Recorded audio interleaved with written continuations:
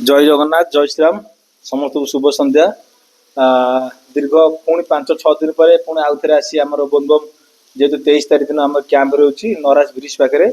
तो आज सका गोटे न्यूज टी आम पाइनी जो कंडक्टर मना कर ब्रिज पाखे कौन बोलबम कैंप पड़ पार ना जेहेतु पानीटा बहुत जोर आसी हीराकुद डैम भी पानी केतरा गेट खोजी तेना बन्या जल प्रभावित सब अंचल बन्या जल प्रभावित होती हाई अलर्ट भी जारी सारा कंडक्टर मना कर कौन कैंप कौन ब्रिज पाखे करें ना तेणु से दृष्टि आखि देखी तो इमरजेन्सी आम मीटिंग डकाना सीडीए आम मधु जेहेतु आम सांग फाउंडेशन आरटी मेम्बर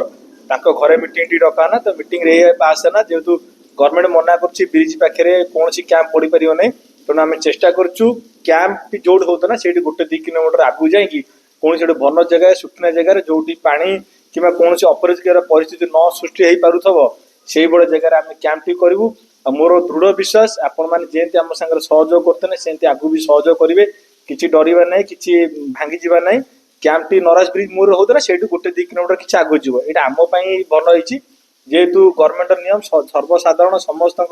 हितपाई समस्त जानवाहन दृष्टि रखी